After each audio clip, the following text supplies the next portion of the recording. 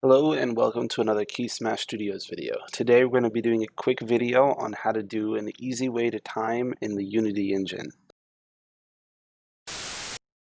One of the more frequent things that we get asked in our Discord, by the way, you should join our Discord, you can find a link in the description below. But one of the more frequent things that we get asked is, how do we time this? How do I set up a timer so this happens?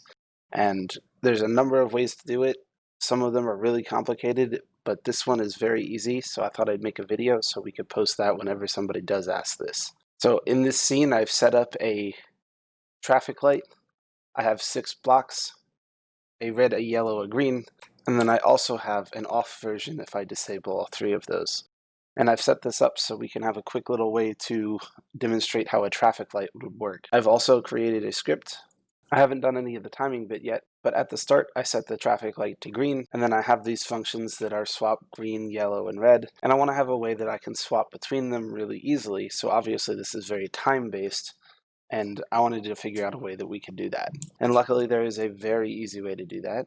So what we're going to do is a little bit of code called an invoke function. So if you type in invoke here, it's going to come up with you can put a little bracket here, and it's going to tell you that it needs a method name and a float time. And all that is it's saying that it's going to call a method after a certain amount of time, and then it's going to execute that method after a certain amount of time.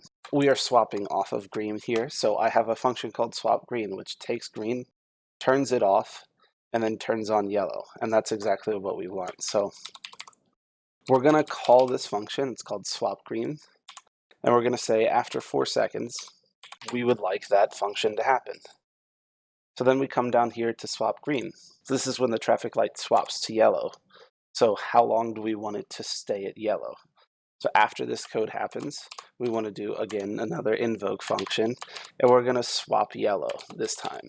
But how long should we wait? Maybe 1.5 seconds.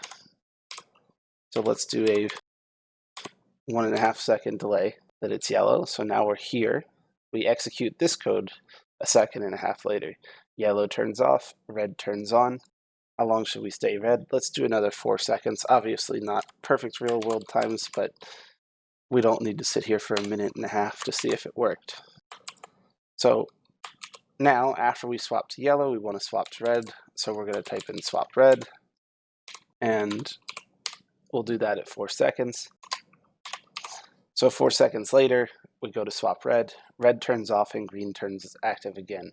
So we want to start again with this invoke up here where we swap green. And this will restart the cycle. So at the start, it starts the cycle, and then it goes through and just restarts the cycle. So these functions happen in real time, not based off of the refresh rate of a monitor or anything like that. So it's a really great way that you can normalize things like a cooldown or whatever you want in a game. So let's go ahead and hit play, and we'll see how it works. So when I hit play, we're green. After 4 seconds, it's going to swap to yellow for 1.5 seconds, and then it's going to go to red for 4 seconds, at which point it will then turn around and go back to green, and we have a normal traffic light cycle. So again, this is the invoke method. If you have any questions at all, please let us know down below, or you can join our Discord that I mentioned before. You'll find a link in the description below. If this has been helpful at all, please consider commenting, subscribing, all that jazz. It really does help us out, and we'll see you next week.